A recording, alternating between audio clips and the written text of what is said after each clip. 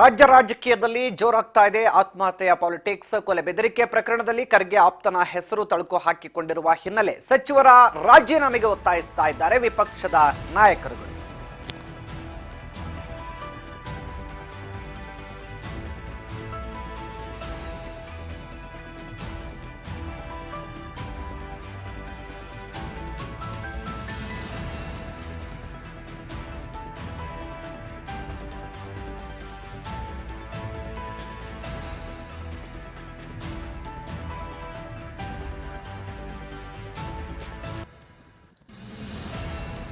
ಸಚಿನ್ ಆತ್ಮಹತ್ಯೆ ಪ್ರಕರಣದಲ್ಲಿ ರಾಜು ಕಪನೂರು ಹೆಸರು ತಲುಕಾಕೊಂಡಿದೆ. ಹೀಗಾಗಿ ಸಚಿವರ ಆಪ್ತನ ಹೆಸರು ಕೇಳಿ ಬಂದಿರುವ ಹಿನ್ನೆಲೆ ಬಿಜೆಪಿ ನಾಯಕರು ಗರಂ ಆಗಿದ್ದಾರೆ. ಸಚಿವ ಪ್ರಿಯಾಂಕ್ ಖರ್ಗೆ ರಾಜೀನಾಮೆಗೆ ಬಿಗಿ ಪಟ್ಟನ್ನ ಹಿಡಿದಿದ್ದಾರೆ ಬಿಜೆಪಿ ನಾಯಕರು.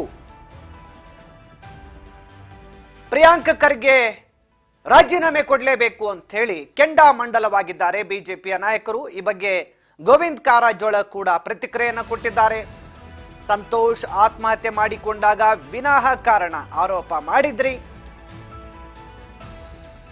ಸಂತೋಷ್ ಆತ್ಮಹತ್ಯೆ ಮಾಡಿಕೊಂಡಾಗ ಸುಖ ಸುಮ್ಮನೆ ಆರೋಪಗಳನ್ನ ಮಾಡಿದ್ರಿ, ರಾಜೀನಾಮೆ ಕೇಳಿದ್ರಿ. ಸಚಿವ ಪ್ರಿಯಾಂಕ್ ಖರ್ಗೆ ಅವರೇ, ನೀವು ಯುವಕರಿದ್ದೀರಿ, ರಾಜಕೀಯದಲ್ಲಿ ನಿಮಗೆ ಇನ್ನಷ್ಟು ಅವಕಾಶಗಳು ಕೂಡ ಇವೆ. ಹೀಗಾಗಿ ಕೂಡಲೇ ನೈತಿಕ ಹೊಣೆಯನ್ನ ಹೊತ್ತು ಸಿದ್ದರಾಮಯ್ಯ ಅವರಿಗೆ ರಾಜೀನಾಮೆಯನ್ನ ಕೊಡ್ರಿ ಅಂತ ಹೇಳಿ ಪ್ರಿಯಾಂಕ್ ಖರ್ಗೆ ವಿರುದ್ಧ ಕಿಡಿಕಾರಿದ್ದಾರೆ. ರಾಜ್ಯ ಬಿಜೆಪಿ ಕಚೇರಿಯಲ್ಲಿ ಗೋವಿಂದ್ ಕಾರಜೋಳ ಸುದ್ದಿಗೋಷ್ಠಿಯನ್ನ ನಡೆಸಿ ಪ್ರಿಯಾಂಕ್ ಖರ್ಗೆ ಅವರ ರಾಜೀನಾಮೆಗೆ ಒತ್ತಡವನ್ನ ಹೇರಿದ್ದಾರೆ. ಈ ಹಿಂದೆ ಸಂತೋಷ್ ಆತ್ಮಹತ್ಯೆ ಮಾಡಿಕೊಂಡಾಗ ವಿನಾಕಾರಣ ನೀವು ಆರೋಪ ಮಾಡಿ ರಾಜೀನಾಮೆ ಕೊಡಿ ಅಂತ ಹೇಳಿದ್ರಿ. ಈಗ ನೀವಿನ್ನು ಯುವಕರಿದ್ದೀರಿ, ನಿಮಗೆ 108 ಅವಕಾಶ ಇನ್ನೂ ಇದೆ. ಈಗ ಫಸ್ಟ್ ನೀವು ರಾಜೀನಾಮೆ ಕೊಡಿ, ತನಿಖೆನ ಎದುರಿಸಿ, ನಿಮ್ಮ ಆಪ್ತನ ಹೆಸರು ಕೇಳಿ ಬಂದಿದೆ. ಸೊ ಕೂಡಲೇ ನೀವು ನಿಮ್ಮ ಮುಖ್ಯಮಂತ್ರಿಗಳಿಗೆ ರಾಜೀನಾಮೆ ಕೊಟ್ಟು ಸಚಿವ ಸ್ಥಾನದಿಂದ ಕೆಳಗಿಳಿಯಿರಿ ಅಂತ ಹೇಳಿ ಆಗ್ರಹಿಸಿದ್ದಾರೆ. ಏನು ಮಾತಾಡಿದ್ರು ಕೇಳೋಣ. ಪಾರದರ್ಶಕವಾಗಿ ತನಿಖೆ ಆಗಲನ್ನು ಕಾಂಗ್ರೆಸ್ ನಾಯಕರಿಗೆ ಮುಖ್ಯಮಂತ್ರಿ ಸಿದ್ದರಾಮಯ್ಯನವರಿಗೆ ನೆನಪು ಮಾಡಿಕೊಡ್ಲಿಕ್ಕೆ ಬಯಸ್ತೇನೆ. ಬೆಳಗಾವಿಯಲ್ಲಿ ಸಂತೋಷ್ ಪಾಟೀಲ್ ಅನ್ನುವನ್ನ ಹುಡುಗ ಕಾಂಟ್ರಾಕ್ಟರು ಅಲ್ಲ, ಅವನು ಕಾಂಟ್ರಾಕ್ಟ್ ರಿಜಿಸ್ಟ್ರೇಷನ್ನೂ ಕೂಡ ಇರಲಿಲ್ಲ. ಅಂತ ಒಬ್ಬ ವ್ಯಕ್ತಿ ಆತ್ಮಹತ್ಯೆ ಮಾಡಿಕೊಂಡಾಗ ವಿನಾಕಾರಣ ಈಶ್ವರಪ್ಪನವ್ರ ಮೇಲೆ ಆರೋಪ ಮಾಡಿ ಅವ್ರ ರಾಜೀನಾಮೆ ಕೇಳಿದ್ರಿ. ನಮ್ಮ ಪಕ್ಷ ಪಾರದರ್ಶಕವಾಗಿ ತನಿಖೆ ಆಗಲಿ ಅನ್ನೋ ಕಾರಣಕ್ಕಾಗಿ ಈಶ್ವರಪ್ಪನವ್ರ ರಾಜೀನಾಮೆಯನ್ನು ತಗೊಂಡ್ರು. ಅದು ನಿಮಗೆ ಮಾದರಿ ಆಗಬೇಕಲ್ಲ, ಅದು ನಿಮಗೂ ಅನ್ವಯಿಸ್ಬೇಕಲ್ಲ. ನಾನು ಹೇಳ್ತೀನಿ ಪ್ರಿಯಾಂಕಾ ಖರ್ಗೆ ಅವ್ರಿಗೆ, ಇನ್ನೂ ಯುವಕರಿದ್ದಾರೆ, ಬೇಕಾದಷ್ಟು ರಾಜಕೀಯ ಮಾಡಲಿಕ್ಕೆ ಸಾಕಷ್ಟು ಕಾಲಾವಧಿ ಇದೆ. ನಿಮ್ಮ ಮೇಲೆ ಆಪಾದನೆ ಬಂದಿದೆ. ನಿಷ್ಪಕ್ಷಪಾತವಾದಂತ ತನಿಖೆ ಆಗಲಿ ಅಂತೇಳಿ ರಾಜೀನಾಮೆ ಕೊಟ್ಟು ಒಬ್ಬ ಮಾದರಿ ರಾಜಕಾರಣಿ ಆಗಬೇಕು ಅಂತ ಒತ್ತಾಯ ಮಾಡ್ತೇನೆ. ಅದರ ಬಗ್ಗೆ ನಾನು ಹೆಚ್ಚಿಗೆ ಮಾತಾಡೋದಿಲ್ಲ. ಇವತ್ತು ನಮ್ಮ ರಾಜ್ಯ ಅಧ್ಯಕ್ಷರಾದ ವಿಜೇಂದ್ರ ಅವರು, ಪ್ರತಿಪಕ್ಷದ ನಾಯಕರಾದಂಥ ಚಲವಾದಿ ನಾರಾಯಣಸ್ವಾಮಿ ಅವರು, ಇನ್ನುಳಿದವರೆಲ್ಲರೂ ಸೇರಿ ಇವತ್ತು ಬೀದರ್ ಜಿಲ್ಲೆಗೆ ಸಚಿನ್ ಮನೆಗೆ ಭೇಟಿ ಕೊಡ್ತಾರೆ. ಸತ್ಯ ಶೋಧನಾ ಸಮಿತಿ ಮಾಡಿದ್ದಾರೆ ಅಧ್ಯಕ್ಷರು. ಆ ವರದಿ ಬರಲಿ. ಮತ್ತು ಈಗಾಗಲೇ ಪೊಲೀಸ್ ಇಲಾಖೆಯವರು ಕೇಸನ್ನು ದಾಖಲು ಮಾಡಿದ್ದಾರೆ. ನಿಷ್ಪಕ್ಷಪಾತವಾದಂಥ ತನಿಖೆ ಆಗಲಿ, ತನಿಖೆಗೆ ಅವಕಾಶ ಮಾಡಿಕೊಡ್ಲಿಕ್ಕೆ ಪ್ರಿಯಾಂಕಾ ಅವರು ರಾಜೀನಾಮೆ ಕೊಡಬೇಕು ಅಂತ ಒತ್ತಾಯ ಮಾಡ್ತಾನೆ. ಮತ್ತು ಈ ಸರ್ಕಾರ ಬಂದ ಮೇಲೆ ಸರ್ಕಾರಿ ಅಧಿಕಾರಿಗಳು, ಗುತ್ತಿಗೆದಾರರು ಇದೊಂದು ದುರಾಡಳಿತಕ್ಕೆ ಬೇಸತ್ತು ಅವರಿಗೆ ತೊಂದರೆ ಆದಾಗ ಪತ್ರಗಳನ್ನು ಬರೆದಿಟ್ಟು ಆತ್ಮಹತ್ಯೆ ಮಾಡಿಕೊಳ್ಳೋದು ಸರ್ವೇ ಸಾಮಾನ್ಯ ಆಗ್ಯದ. ನೈತಿಕ ಹೊಣೆ ಹೊತ್ತು ಸಿದ್ದರಾಮಯ್ಯನವರು ಕೂಡ ರಾಜೀನಾಮೆ ಕೊಟ್ಟರೆ ಸೂಕ್ತ ಅಂತ ಹೇಳಲಿಕ್ಕೆ ಬಯಸ್ತೇನೆ. ಕಾಂಗ್ರೆಸ್ ನಾಯಕರಿಗೆ ಮುಖ್ಯಮಂತ್ರಿ ಸಿದ್ದರಾಮಯ್ಯನವರಿಗೆ ನೆನಪು ಮಾಡಿಕೊಡ್ಲಿಕ್ಕೆ ಬಯಸ್ತೇನೆ. ಬೆಳಗಾವಿಯಲ್ಲಿ ಸಂತೋಷ್ ಪಾಟೀಲ್ ಅನ್ನುವನ್ನ ಹುಡುಗ ಕಾಂಟ್ರಾಕ್ಟರು ಅಲ್ಲ, ಅವನು ಕಾಂಟ್ರಾಕ್ಟ್ ರಿಜಿಸ್ಟ್ರೇಷನ್ನೂ ಕೂಡ ಇರಲಿಲ್ಲ.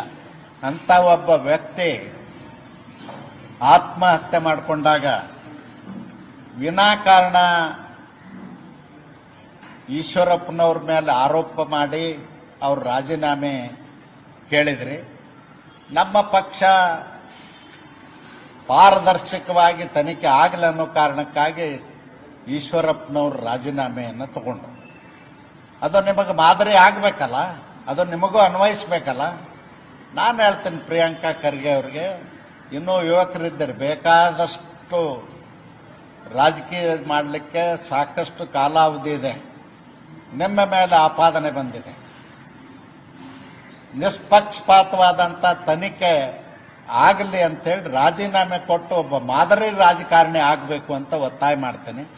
ಅದರ ಬಗ್ಗೆ ನಾನು ಹೆಚ್ಚಿಗೆ ಮಾತಾಡೋದಿಲ್ಲ. ಇವತ್ತು ನಮ್ಮ ರಾಜ್ಯ ಅಧ್ಯಕ್ಷರಾದ ವಿಜೇಂದ್ರ ಅವರು, ಪ್ರತಿಪಕ್ಷದ ನಾಯಕರಾದಂಥ ಚಲವಾದಿ ನಾರಾಯಣಸ್ವಾಮಿ ಅವರು, ಇನ್ನುಳಿದವರೆಲ್ಲರೂ ಸೇರಿ ಇವತ್ತು ಬೀದರ್ ಜಿಲ್ಲೆಗೆ ಸಚಿನ್ ಮನೆಗೆ ಭೇಟಿ ಕೊಡ್ತಾರೆ. ಸತ್ಯ ಶೋಧನಾ ಸಮಿತಿ ಮಾಡಿದ್ದಾರೆ ಅಧ್ಯಕ್ಷರು. ಆ ವರದಿ ಬರಲಿ. ಮತ್ತು ಈಗಾಗಲೇ ಪೊಲೀಸ್ ಇಲಾಖೆಯವರು ಕೇಸನ್ನು ದಾಖಲು ಮಾಡಿದ್ದಾರೆ. ನಿಷ್ಪಕ್ಷಪಾತವಾದಂಥ ತನಿಖೆ ಆಗಲಿ. ತನಿಖೆಗೆ ಅವಕಾಶ ಮಾಡಿಕೊಡ್ಲಿಕ್ಕೆ ಪ್ರಿಯಾಂಕಾ ಅವರು ರಾಜೀನಾಮೆ ಕೊಡಬೇಕು ಅಂತ ಒತ್ತಾಯ ಮಾಡ್ತಾನೆ. ಮತ್ತು ಈ ಸರ್ಕಾರ ಬಂದ ಮೇಲೆ ಸರ್ಕಾರಿ ಅಧಿಕಾರಿಗಳು, ಗುತ್ತಿಗೆದಾರರು, ಇದೊಂದು ದುರಾಡಳಿತಕ್ಕೆ ಬೇಸತ್ತು. ಇದು ಸದ್ಯ ಏನು ಬಿಜೆಪಿ ನಾಯಕ ಗೋವಿಂದ ಕಾರಜೋಳ ಅವರ ಪ್ರತಿಕ್ರಿಯೆ ಆಗಿರುವಂಥದ್ದು. ಈ ಹಿಂದೆ ನಮ್ಮ ಪಕ್ಷದಲ್ಲಿ ಸಚಿವರಾಗಿದ್ದಂಥ ಸಂದರ್ಭದಲ್ಲಿ ಈಶ್ವರಪ್ಪನವ್ರ ಮೇಲೆ ಒಂದು ಆರೋಪ ಬಂದಿತ್ತು. ಅವ್ರು ಯಾವುದೇ ಗುತ್ತಿಗೆದಾರ ಲೈಸೆನ್ಸ್ ಇರಲಿಲ್ಲ, ಗುತ್ತಿಗೆದಾರರಾಗಿರಲಿಲ್ಲ. ಆದರೂ ಕೂಡ ಅವತ್ತು ರಾಜೀನಾಮೆ ಕೊಡಬೇಕು ಅಂತ ನೀವು ಪಟ್ಟಿಡ್ತಿದ್ರಿ. ಮತ್ತು ಆ ನೈತಿಕತೆ ಮೇಲೆ ಇವತ್ತು ನಿಮ್ಮ ಮೇಲೆ ಒಂದು ಕಳಂಕ ಬಂದಿದೆ, ನಿಮ್ಮ ಮೇಲೆ ಒಂದು ಆರೋಪ ಬಂದಿದೆ, ನಿಮ್ಮ ಆಪ್ತರ ಮೇಲೆ ಒಂದು ಗಂಭೀರ ಆರೋಪ ಬಂದಿದೆ. ನಿಷ್ಪಕ್ಷಪಾತ ತನಿಖೆಗಾಗಿ ನೀವು ಸಚಿವ ಸ್ಥಾನದಿಂದ ಕೆಳಗಿಳಿದು ಅವ್ರಿಗೆ ಬೇರೆಯವ್ರಿಗೆ ಅವಕಾಶ ಮಾಡಿಕೊಡಿ, ನಿಮ್ಮ ಜಾಗ ನೀವು ಬಿಟ್ಬಿಡಿ, ನೀವು ಮೊದಲು ತನಿಖೆಯನ್ನು ಎದುರಿಸಿ, ನೀವು ಇನ್ನೂ ಹೆಂಗಿದ್ದೀರಿ, ನಿಮ್ಗಿನ್ನೂ ಸಾಕಷ್ಟು ಅವಕಾಶಗಳು ಸಿಗುತ್ತೆ ಅಂಥೇಳಿ ಗೋವಿಂದ ಕಾರಜೋಳ ಅವರು ಕಿಡಿಕಾರಿದ್ದಾರೆ. ಒಟ್ಟಿನಲ್ಲಿ ಸದ್ಯ ಗುತ್ತಿಗೆದಾರ ಸಚಿನ್ ಪ್ರಕರಣ ರಾಜಕೀಯ ತಿರುವನ್ನು ಪಡೆದುಕೊಂಡಿರುವಂಥದ್ದು ಸ್ಪಷ್ಟವಾಗ್ತಾ ಇದೆ. ಬಿಜೆಪಿ ರಾಜ್ಯಾಧ್ಯಕ್ಷ BY ವಿಜೇಂದ್ರ ಕೂಡ ಇವತ್ತು ಸಚಿನ್ ಅವರ ನಿವಾಸಕ್ಕೆ ಭೇಟಿಯನ್ನು ಕೂಡ ಕೊಡಲಿದ್ದಾರೆ.